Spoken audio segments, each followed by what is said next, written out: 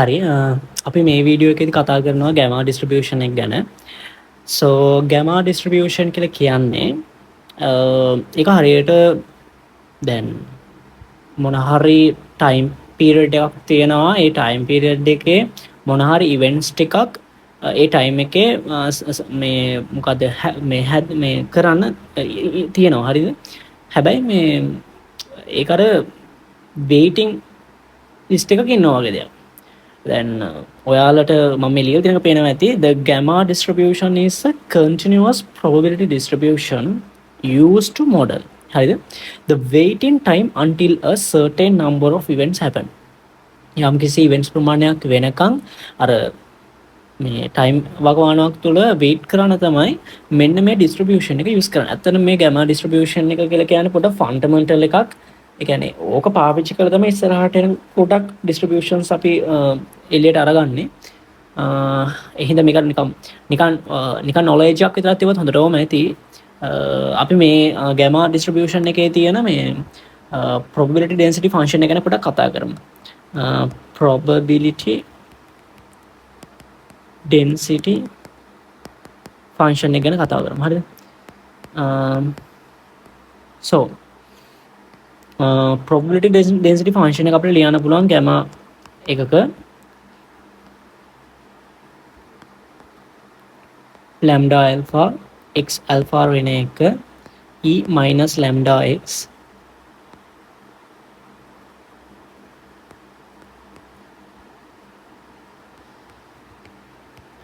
මේකට අපි කියනවා මේ මෙයාගේ probability density function එක කියලා. හරිද? මේකේ පද ටික පොඩ්ඩක් අපි අඳුනගමු. මේක alpha කියලා කියන්නේ අපි කියනකොට මේ shape parameter කියලා. හරිද? ඒ වගේ මේක lambda ට අපි කියනවා මේ rate parameter කියලා.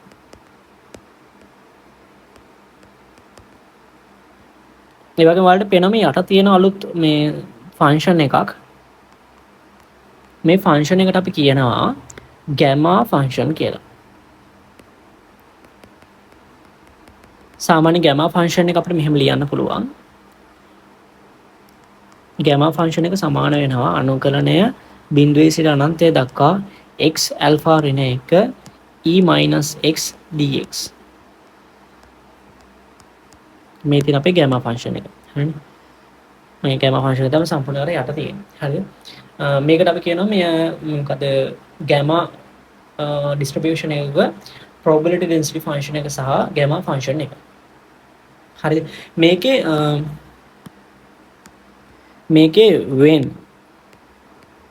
when alpha is equal to 1 alpha ගේ value එක එක වෙද්දී ඒ එන distribution එකට අපි අලුත් නමක් දෙනවා.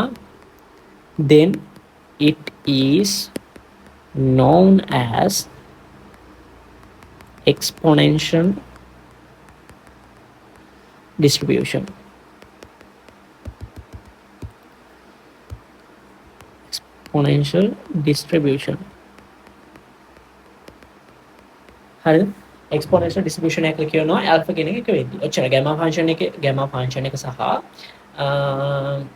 කොහෙද density function එක දෙකේදීම alpha ගේ value එක එකක් වෙද්දී අපේ එන function එකට කියනවා එන probability density function එක තියෙන මේ distribution එකට කියනවා අපි මේක කියලා. මොකද්ද? exponential function exponential distribution එකක් කියලා. හරිද? මේක තමයි මෙතනදී කියා දෙන්න ඕන. ඇත්තටම ලොකු දෙයක් නැහැ මේකේ. මේ මුකුත් මතක තියාගන්න එපා. අවශ්‍ය නැහැ. ඇත්ත කතාව මේ ලොකුවට එහෙම මේ කටපාඩම් කරන්න අවශ්‍ය දේවල් නෙවෙයි මේවා. ඇත්තට මේවල තියෙන මේ ෆන්ඩමෙන්ටල් දේවල් ටික අපි ඔලුවට දාගත්තා නම් ඒ ඇති. so යමු අපි තව ඊළඟ concept එකකට අලුත් concept එකකට degree of freedom.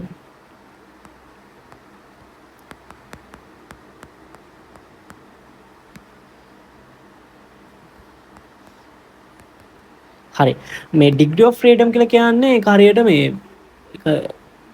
අර කොච්චර මේ ඔයාලට මේ සාමාන්‍ය මතක ඇති සාමාන්‍ය ඔය රුහුණ ඉංජිනේරින් කට්ටියන්ට නම් අනිවාර්යයෙන් මතක ඇති මේ එයාලගේ ෆස්ට් සෙම් එක අපි ඉගෙන ගන්නවා මේ මැට්‍රිසස් එතනදී ෆ්‍රී වේරියබල්ස් කියලා කැලක් අපි ඉගෙනගෙන තිබ්බා.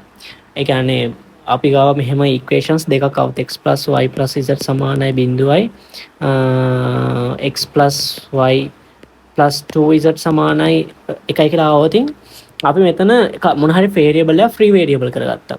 يعني z is a free variable කියලා අරගෙන අපි z ඇසුරෙන් මේ වලට උත්තර ගත්තා. හරි මේ ඔය වගේම කතාවක් තමයි මෙතන මේ degrees of freedom කියලා කියන්නේ. degree නෙමෙයි degrees of freedom කියලා කියන්නේ ඒක. හරි කොච්චර මේ variables වලින් free එකක් තියනවද කියන එක. මම ඒක ලියන්න මේ විදියට number of values that can vary independently after constraints are applied. Statistics වලදී ඩිග්‍රී ඔෆ් ෆ්‍රීඩම් කියන එක පොඩ්ඩක් වෙනම ඉගෙන ගන්න ඕන. හරිද? මම ඒක මේක ලියලා ඉවර වෙලා කියන්නම් මොකද්ද මේ ස්ටැටිස්ටික්ස් වලදී මේ ඩිග්‍රී ඔෆ් ෆ්‍රීඩම් කියන්නේ කියලා.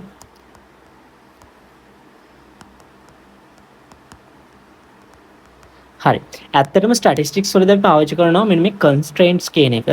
උදාහරණයක් විදිහට අපි හිතන්න අපි පාවිච්චි කරන ඩිස්ට්‍රිබියුෂන් එකේ තියෙන ස්ටැටිස්ටික්ස් ගාන දෙකක් කියලා. මොනවයි ස්ටැටිස්ටික්ස් දෙකක්. ස්ටැටිස්ටික්ස් කියන්නේ මීන්, මීඩියන්, ඊට පස්සේ මෝඩ්, ඊට පස්සේ ඔයගේ එක ඒවා තියෙනවානේ. ඔන්න ඔය වගේ මොන හරි තියෙන මේ ස්ටැටිස්ටික්ස් අපි පාවිච්චි කරන ප්‍රමාණය වැඩි වෙනවා.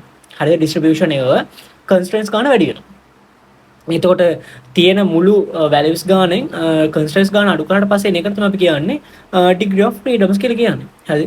ඒක එහෙම ලොකු දෙයක් නෑ. ඔයාලා මේක ලාවට මතක තියාගන්න df සමානයි n - k කියලා. මේ k කියලා කියන්නේ අර කන්ස්ට්‍රේන්ට්ස් ගාන. හරි. සමනව ගානන් හදද්දි එහෙම තේරෙනවා. ලොකුවට මේවල අර එහෙම ගණන් හදන්නේ අපි ඩිග්‍රී ඔෆ් ෆ්‍රීඩම් එක අපිට ඕන වෙන අතරම chi-square ඩිස්ට්‍රිබියුෂන් එකේදී මම ඒක එතනදී කියා දෙන්නම් මේ තවදුරටත්. So මේ වීඩියෝ එකේදී මට ඕන වෙලා තිබුණේ මෙන්න මේ දේවල් ටික කියන්න. So gamma distributions සහ exponential distributions වල ලොකු දේවල් අපිට අවශ්‍ය වෙන්නේ නැහැ අත්‍තරම. ගණන් හදන්න අවශ්‍ය පුළුවන් අපි ගාව තියෙන දේවල් ටික පාවිච්චි කරලා අපිට ගණන් හදන්න පුළුවන් මේ discrete functions එක පාවිච්චි කරලා. කොටත් මේකේ අපි ඕනි කරන හරය ඔයාලා ඔලුවට දාගන්න. So ඊළඟ වීඩියෝ එකේදී අපි කතා කරමු chi-square